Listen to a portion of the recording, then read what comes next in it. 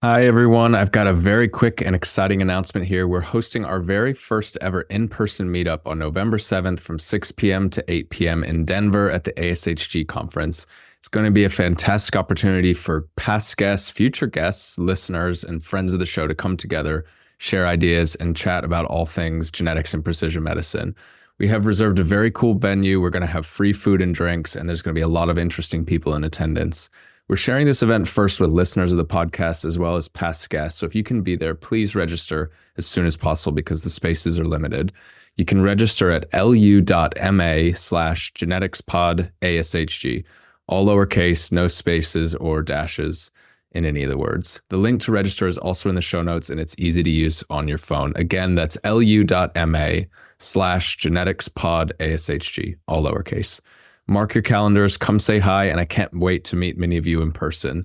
One of the challenges of podcasting is you often have absolutely no clue who the listeners are on the other end, except those of you who I really appreciate who drop me an email or say something on LinkedIn. But that's actually a very small minority of people. So if you can't make this meetup for any reason, but you really like the idea, then please don't hesitate to drop me an email at patrick@sonogenetics.com just to say hi. Let us know where you're based so we can keep it in mind for future meetups. And if people like this sort of thing, then we're going to plan to do more in the future. So thank you again, and we look forward to seeing you there. Hello and welcome to the Genetics Podcast. I'm your host, Patrick Short. My background is in population genomics and studying the genetic causes of rare disease. I did my PhD at the Sanger Institute in the University of Cambridge and have been in biotech since 2018 when I started Sonogenetics. Sonogenetics helps academic and industry researchers to run large-scale genetic testing programs that speed up their clinical trials, generate data sets for the next big breakthrough, and give participants the best possible experience taking part in research. Each episode of the Genetics Podcast, we bring you insights from the leading minds in genetics and precision medicine, including household names and Nobel Prize winners, as well as early career scientists and biotechs working on the next big breakthrough. Whether you are a scientist, entrepreneur, executive, patient advocate, or simply someone curious about how genetics shapes our world, you're in the right place. Thank you for listening, and let's get started. Welcome, everyone, to the Genetics Podcast. I'm so excited to be here today with Noam Baumatz, who is the co-founder and CEO of Noga Therapeutics, which is dedicated to developing gene therapies for rare genetic diseases, particularly today focused on genetically engineered macrophages. We're going to talk a little bit about Noam's story and his journey into starting the company, which tragically begins very personally. First of all, welcome to the podcast, but I would just love if you could give everyone a sense of what motivates you and how you got into doing the work that you do today. Yeah. Hi, Patrick. I mean, it's a pleasure being here. So, as you said, I'm the co-founder and the CEO of a company that is dedicated to rare, but also to severe diseases. And really, this journey that I'm facing in now started, as in some cases, the way it happens, and you might sympathize with that. Started with finding out that my daughter was suffering from a rare and fatal disease. And that's really, I think, really brought me to this field of rare diseases in particular and gene therapy in particular as well. And really that's what led me here. But really it started as it sometimes starts with just having a beautiful child. And although very quite small, but she was, she had the chance of having a life in which she didn't suffer much from her illness. And I know it's not always the case, but she was really, she lived happy and a good life, I think. But it did start with just like being sick a lot and having a spastic stomach aches and waking up at night, just crying. And for me as the father, she was my third child. I could see that there is something wrong. But we really don't think of options that are so extreme, or at least myself, I'm not a pessimistic guy. But seeing her suffering the way she did really enlightened. This red light came about, and we started checking. And it took us a few months, and we have good doctors, and it took us about 6 months to understand that she has a colitis, which is really rare for a child. No child should be suffering from IBD. And when the doctor, who is a good friend of mine, understood that she's suffering from colitis, he said, have a look at this article. And really, and that is a moment that just, you just read and you understand this idea that you might, and he says, yeah, if there is an illness like that, it's mostly genetic. And if it's genetic, it's mostly fatal. And just really remembering this moment that it happened is something that still comes to me and I still remember. And I think it's an experience that many parents for rare disease, they share this experience of this moment that they understand what happens, basically. So it took us a few months to understand, yeah, it looks bad. And then about 6 months, another 6 months to understand what the mutation is. So altogether it took, well, I would say 8 to 12 months to understand what she has. And then when you get this understanding, when you get this diagnosis, that is usually the end of the line for most parents of people of children with rare disease. And that's I think this understanding and this moment sitting in front of the geneticist, and we were waiting for that diagnosis. And sitting in front of the geneticist and just understanding, oh, actually, you won't say anything that I didn't read on the internet. And actually, there's nothing you can do. And I think this experience really started, I would say, kind of building something inside of. So we were fighting, we were running around fighting for our life, mainly trying to get the bone marrow transplant, which should have helped. But she was too little, and we didn't get authorization for that. She could not withstand the conditioning regime, and perhaps not our illnesses, GVHD, graft versus host disease, which is a terrible disease that is actually fatal for many children who've gone through a bone marrow transplant. So she was not eligible for that.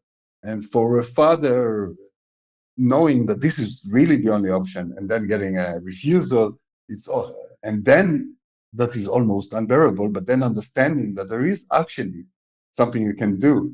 And her being really alone, she was the only one at that time, the only one in the world. So there is something you can do, but it's actually out of your scope financially. And so that is something your parents sometimes is not really going to accept. So I was really going for that and understanding that the gene therapy, and maybe we'll talk about therapies for rare disease, or just basically the therapy that Noga was, I planned Noga to go through.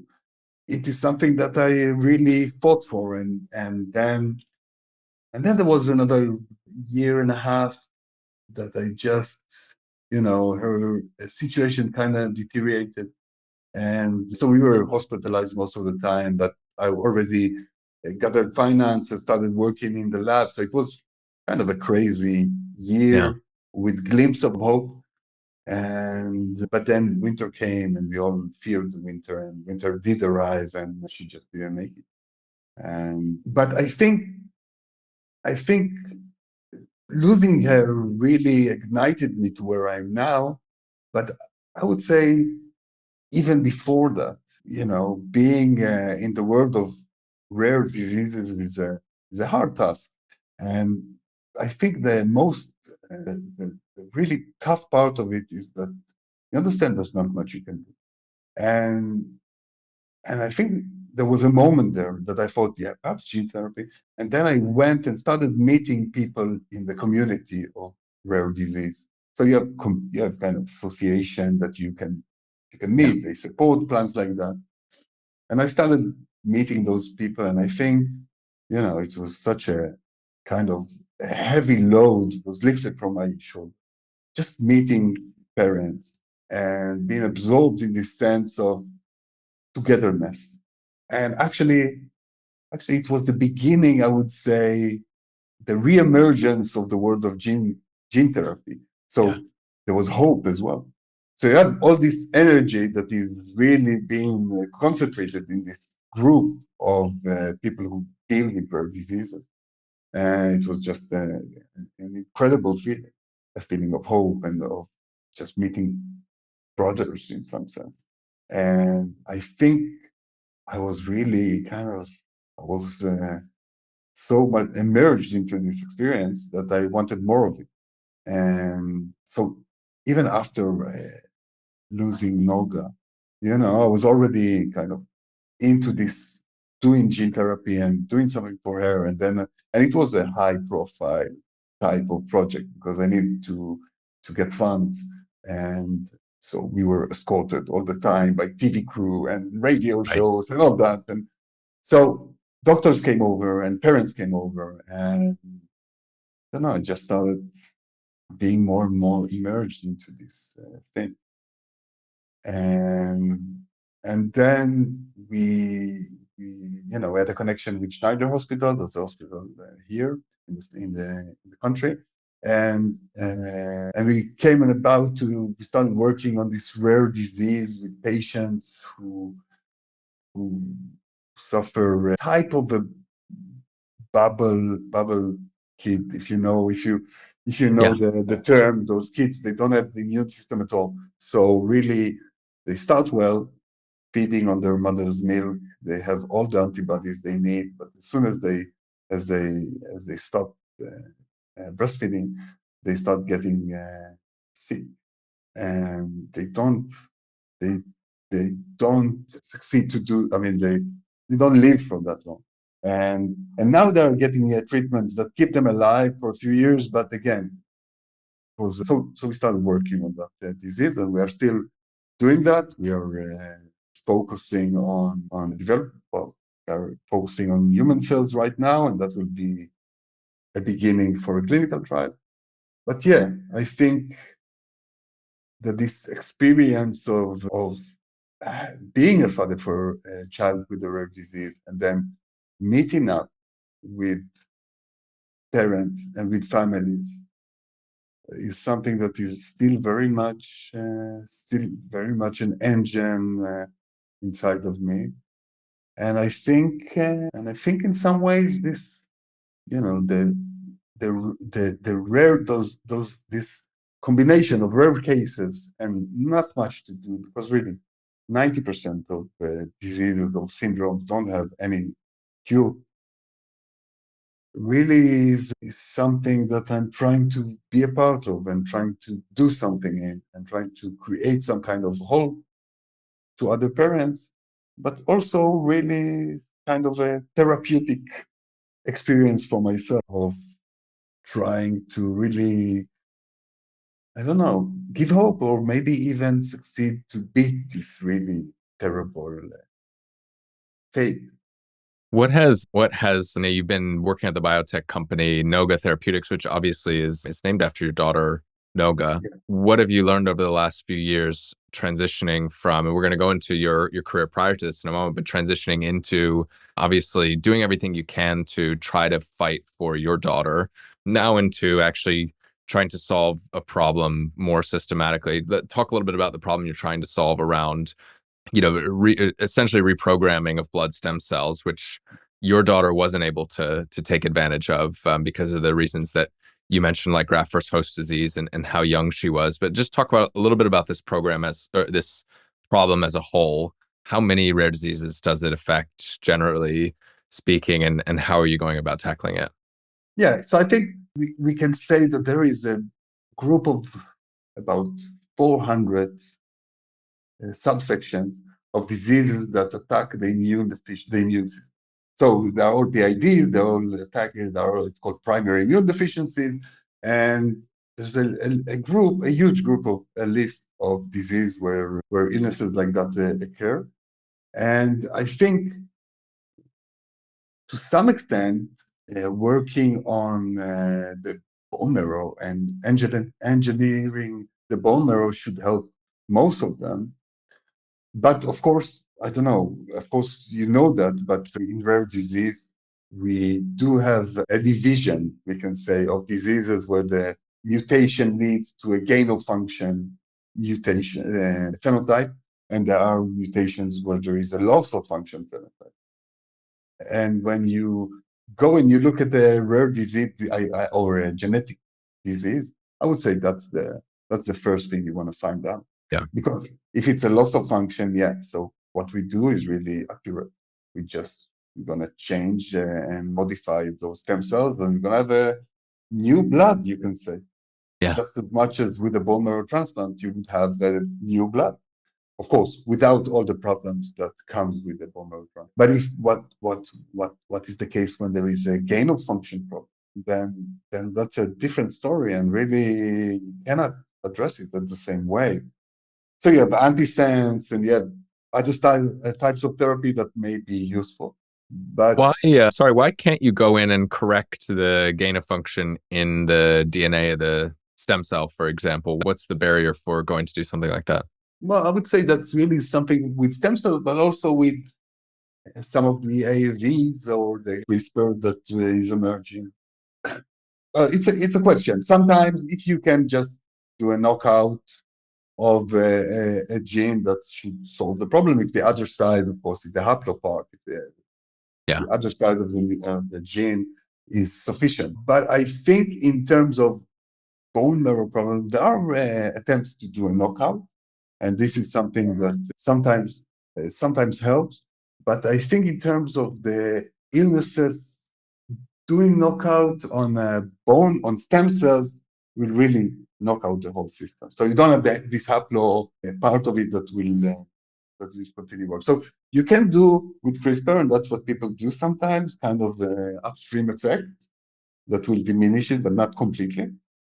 But we will see if it works. So far, it's a problem correcting it, and I don't think there are any attempts to correct it in such a way just to say, all right, we're just going to knock out this gene expression altogether, and that's it. Because the upper part won't be.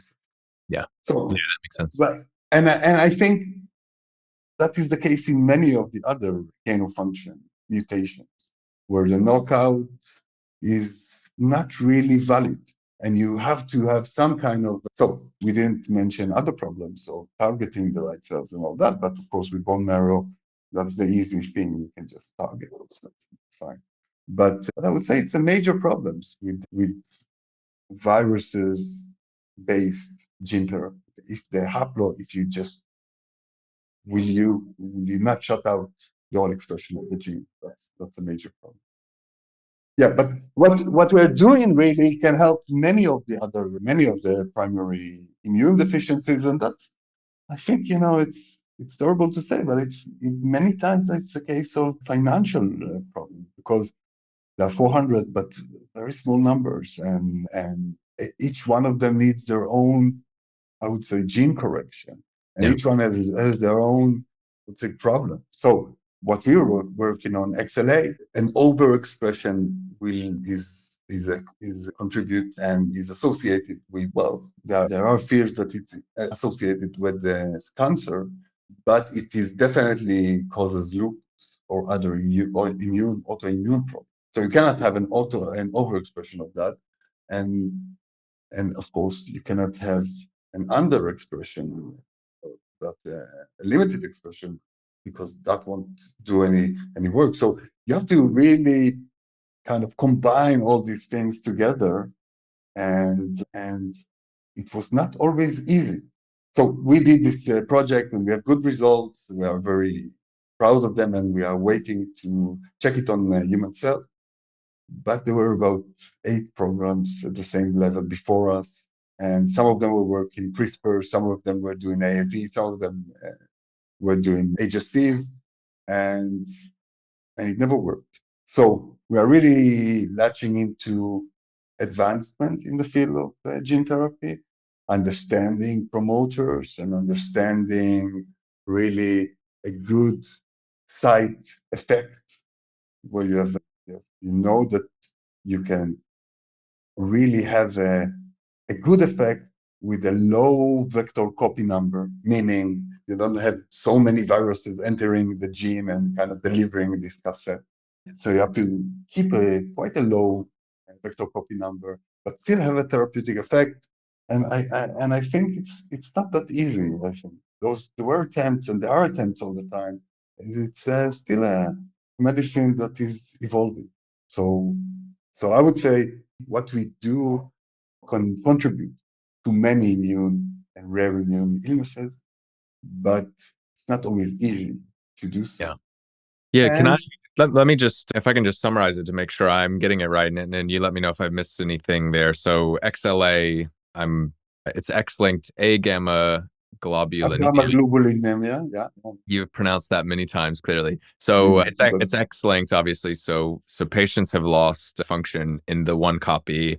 It's typically boys, I guess, that are affected by the disease, so they've lost function in their one copy.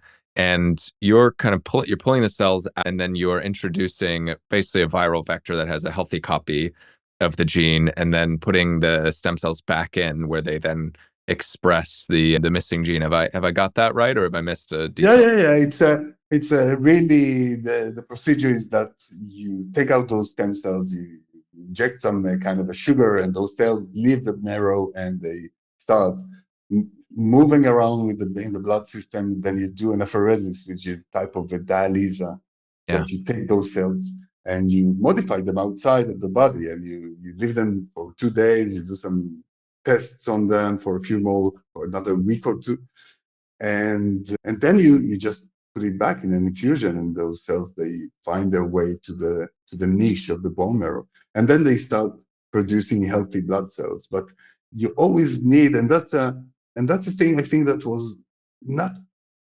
always that approach till now. You have to have a very good expression in a very specific lineage of the hematopoietic stem cells, because you don't want this protein to be expressed too much. Mm, So it will only be expressed on B cells, or what we do now is only being expressed on macrophage, or even a specific type of macrophage. And all these things, those are, those are advancements in this field. But yeah, what we do is that we modify those cells and we bring them back, and then you check it in the lab. So you do it on animal model, and basically those people they don't produce any antibodies, and so you inject them with the vaccine, and you see, all right, will this mouse start creating his own antibodies? And it's just a beautiful thing to see that you have this new ability.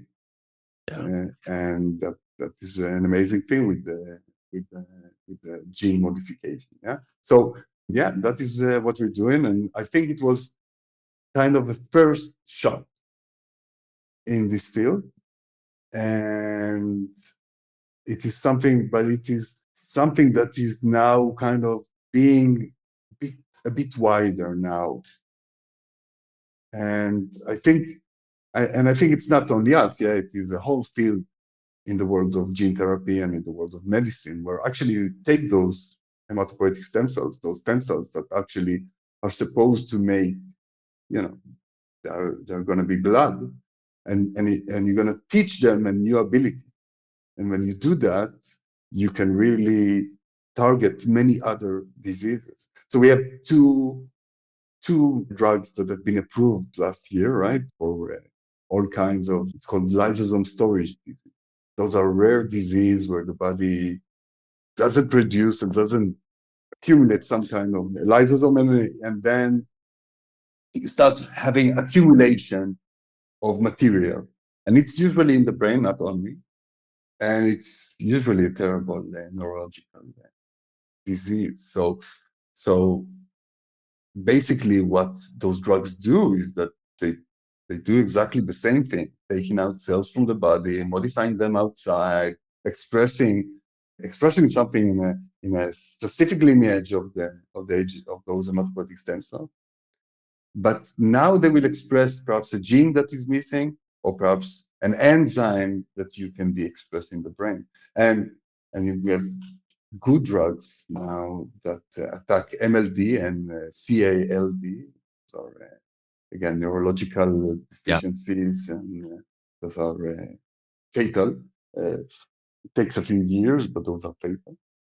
And those drugs really, they do the trick. They can really help them, and I think they do it dramatically. And this is something that gene therapy was not always able to provide, this dramatic expression of health.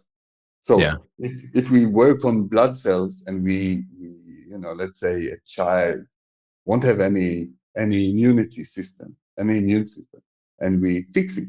So this child is going to be just fine. He's going to go home after one treatment, and that's it. He won't be sick anymore. But I think in other fields of gene therapy, the case was not always so.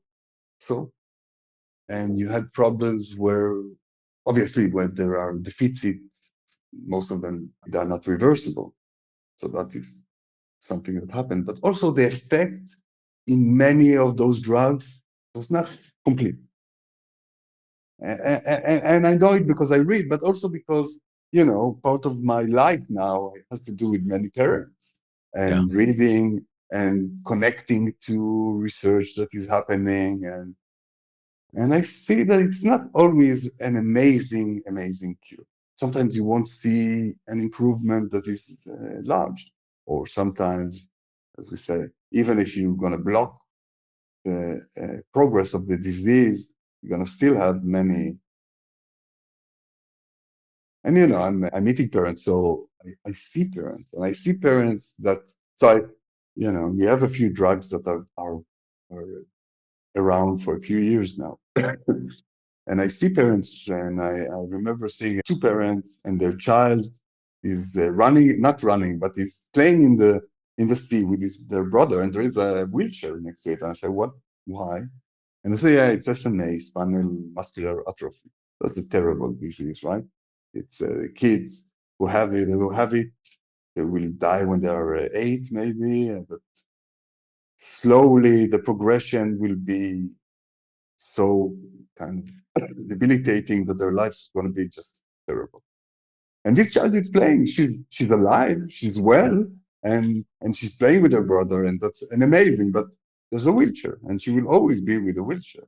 And the mother, you can see her saying, "Yeah, that's good. That's all right." But it didn't really solve the problem, right? Yeah.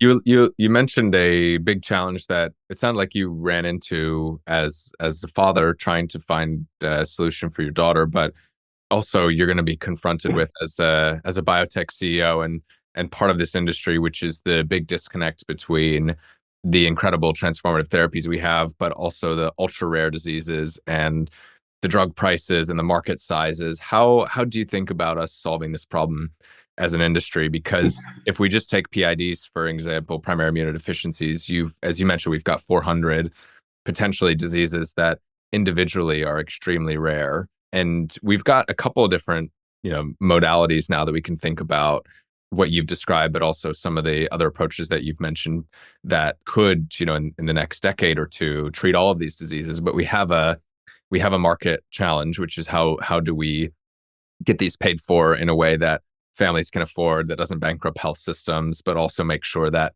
the industry invests in them, because they won't necessarily do so without having some understanding of what the return on the significant investment is going to be. So how do you think about breaking that down? What do we need to do to solve that problem?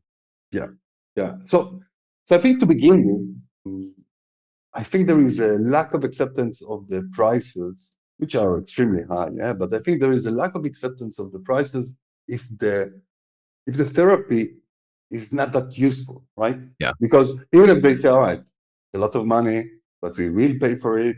But hey, I want to see, that it works, and more, perhaps on financial level, I want to see that I don't invest any more money rather than this drug, because right, that's really the financial reason behind many of the drug prices. They say, Yeah. hey, those are expensive, but it's going to cost you much more if you're not going to. So I guess there's that insurance company saying, all right, so yeah, perhaps you have a point, but if it doesn't help, then what's your point? So I think the acceptance of everything has to do with really how effectful those drugs are, and then you need to take down the prices really, really a lot. And I think there are ways to do that. And those ways are just by manufacturing in cheaper places and doing the research, perhaps in places that are cheaper. We do our research and some of the work in Israel, and it cost us, I would say, third of the price than in the States. Hmm. and then producing those vector again about quarter of the etc. So really I think you can take down the price. And finally, there will be ways of perhaps finding ways of perhaps reaching, as you mentioned, a broader spectrum of a cluster of diseases with one drug. And that's something we try to work on at Noga as well, because we think that this, it is just an approach that if you're gonna, so let's say if you're gonna work on lung issues, yeah. So you have a whole cluster of disease that they all, let's say, have kind of same characteristics in terms of the enzyme that is missing, yeah, or in terms of just having an inflammation at the same areas. So if you can really, and that's an effort because let's take the example of surfactant.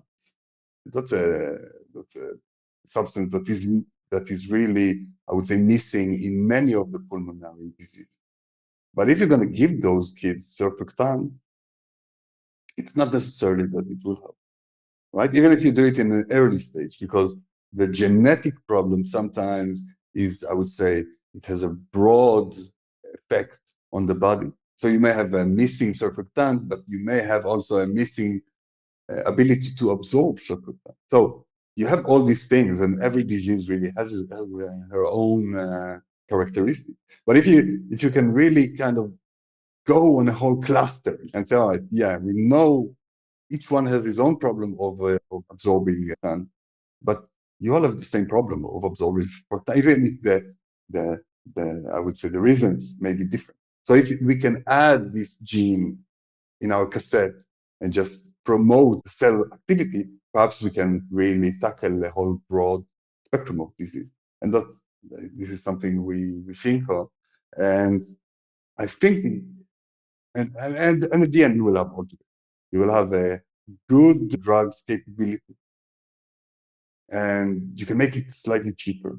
And if you're going to reach a whole cluster of disease, then the numbers will go up, and the research won't be so expensive per patient. And so I think the whole thing together will happen eventually. But even now, I think prices can be cheaper. I mean, we're working on a treatment for diseases such as Parkinson with a majority of major population. And of course, the prices will be much cheaper. I mean, the prices can be cheaper. And you have drugs with the same mechanism for cancer, right? Or the CAR T drugs. Those are expensive, very expensive in compared to regular drugs that you can take, regular chemotherapy. But still, there is an acknowledgement of the system, yeah, that it works. And they'll pay $50,000 for a treatment that works very well. Yeah. So I think the whole thing combined, the treatment that is effective, that is long lasting, that targets a cluster of disease, all those things will help the acceptance of gene therapy. Yeah, I like that framing. I wanted to come back to your background prior to doing this, actually, because you spent a good chunk of your career actually working in Chinese medicine. You spent some time at a clinic in London and then also in Israel, where you are now. I'd love to just hear a little bit about what your background is in that very different branch of medicine and what you think that precision medicine and gene therapy and what we have can learn from Chinese medicine or Eastern medicine more broadly, where you've spent also a big chunk of your career. That's an amazing question, and I'm not sure I can answer it so well, but I will try. But in general, I'll say, yeah, before this earthquake happened to me, I was working for let's say 20 years, even 25 years in the world of the Chinese medicine, here in a hospital in Israel, but also in my own private clinic and in London, as you said.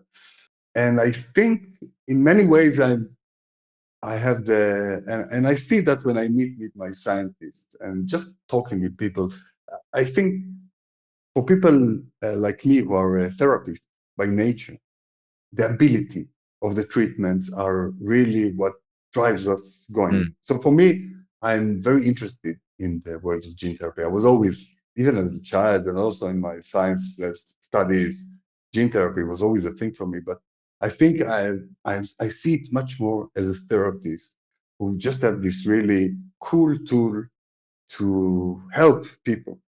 And of course, there is immediacy when you treat a person, when you give acupuncture, then you see a result just in front of your eyes. This is something amazing. And over here, it will take a few years, but still the rationale will be the same. Being a therapist, trying to teach, to reach people, trying to make them feel better, try to solve all of these, really mysteries of why is a person sick. And I think this is really something that it's inside of me. Being a therapist is it's not always as being a scientist. So it's very kind of interested in the science and in the kind of all the pain and the enjoyment of you just working in the lab and seeing that what you do helps. And for me, and I think that's part of why I'm in the field of rare disease. For me, the connection with people and the chance that I can give them, and seeing a child and saying, all right, me myself, perhaps I can help him, but more than that, can anybody help him? Yeah. Is there any therapy that is happening? And just seeing this thing of saying, trying to reach this child and help him and help the family, I think it is something that I keep, that is kept inside of me since those early days. But also, sometimes the science is just, well, I would say there are connections with the Chinese understanding of health and of organs. And so let's say they say, all right, the lungs and the intestine, they're very similar. That is something that you say when you work on Chinese medicine. They come from the same, they are connected to the same element, and they are a pair, a yin and a yang, the, the lungs and the intestine. So when you start working and looking at indication and things and say, all right, so we go for the lungs. What about the intestine? What about IBD? What is the connection? Are the cells, are they really connected? And many times you find that there is a reason behind their approach. And it is because they were clinician and they saw that there is a relationship, and not always that we see this relationship. But so I find it happens. Yeah. But more than anything, I think this understanding, this holistic understanding that comes from Chinese medicine, that you treat the body you don't just treat you don't treat the manifestation of a disease, but you look at the principle. Why? What is the base problem? What is the reason behind this problem? Yeah. And I think this is very much what lured me in the world of genetics, because you really look and you say, all right, what is that? What's the reason? What's the origin of the problem? So I think in that sense, both styles of medicine are holistic, and I Yes. like it a lot in gene therapy as much as I like it in Chinese medicine. Yeah, I like that tie-in, but I also think the point you made, sometimes modern medicine can accidentally be very reductive, right? We tend to focus in on the gene, the target, and obviously great doctors, great drug developers do come out and think holistically and think about all the organ systems that are affected. It's part of what we do, but I think there's a tendency, the deeper you go into the science, the more you can put blinders on a little bit, and it becomes a little bit reductive. But one of the things Yeah, I really like yeah, about genetics is that you are getting at, in especially in rare monogenic diseases, you're getting at the root cause of these in some fundamental way. So if you can understand that, then you can do something hopefully very profound. yeah. But even if you don't, even if without not in a monogenic disease, but let's say multifactorial disease, still, if you're gonna solve something from the base ground, Yeah. it's gonna work for life, and it's gonna it's just gonna be better forever. It's not a drug that you take, but something. So if you're gonna affect the intestine, and you, you attempt to solve the problem. Well, maybe solving the problem is a bit too much, but really, you want the patient to feel healthy. You Yeah. won't have to take drugs. So what we do with Parkinson is similar, right? Because we do something that is quite superficial, we let those cells, those hematopoietic cells, stem cells, the ones that reach the brain, we teach them how to produce dopamine. So that's all you do, basically. You don't even solve the problem, right? The degradation will continue probably, Yeah. although we try to think of that as well. But in some sense, you say, all right, so I give this patient a good life. You won't have to suffer from the drugs, and there are terrible side effects when you are a Parkinson patient with drugs. The fluctuation of dopamine is just crazy. And, when you take it, it's really goes high, and then you become catatonic or manic or with hallucination, and then it goes down, and this fluctuation is just horrible. And you say, all right, so I'm going to do something quite major for him. I'm not going to solve the problem, but still this idea that, yeah, you can help a lot of diseases. So even if you didn't solve it, but if you took it from the base ground and you say, all right, so I have this, that's my strategy, then it's going to make a huge difference, I think, in many diseases that are not necessarily monogenic. So I think, yes, this is a huge impact. And obviously there are many questions about that, and many problems when you try to create a drug. And we can talk about so many that we are facing and we will face. But this idea that you do something from the base ground is amazing. And I think, again, it's just a root of hope for rare patients and their family. You mentioned a point there that I just wanted to follow up on, which was one of the other special things about the rare disease community is people help one another. It's much more collaborative than competitive. And on that note, I just wanted to ask if there are other, people who are maybe in the position you were in 5 years ago, 6 years ago, and thinking about whether they, apply some of the life learnings that they've had from having a family member affected to go into biotech, whether they're a patient organization or an early biotech CEO or founder. How can people get in touch with you? What kinds of people do you want to hear from? Yeah. I mean, I think I'm seeing a lot of parents and families, and I really see myself as someone that's one of his main passions.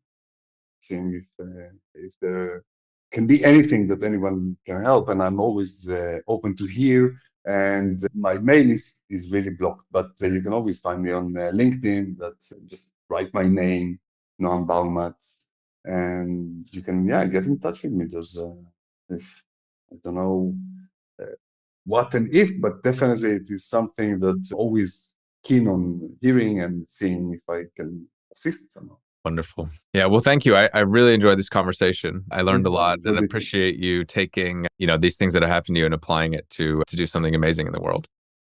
That's great. It's a great experience for me, and it's definitely something very therapeutic for me. And thank you for the chance to meet you and speak with you. My pleasure. That wraps up this week's episode of the Genetics Podcast. I'd like to give a huge thank you to our guests for sharing their valuable insights and experience. And thank you as well to our listeners, as always, for tuning in. If you enjoyed today's talk, the number one thing I would really appreciate from you is if you could share it with a friend or colleague who you think would enjoy it as well. We would also really appreciate if you could subscribe to our show and give us a quick rate and review on Apple Podcasts, Spotify, or your favorite podcast platform. Both of these things help us become more visible when people search for genetics and precision medicine podcasts. And we're always eager to hear from you. Please reach out to us with any questions or feedback on social media. You can find Cynogenetics on Twitter, LinkedIn, or visit cynogenetics.com. Finally, a big thank you to the team behind the scenes who make all this possible, in particular Amy Cousins and Sonia Shah, who produced the show, and James Pierce from Selective Frequencies, who handles the audio engineering. I'm Patrick Short, your host, and it's been a pleasure. Thank you, and we'll see you next time on the Genetics Podcast.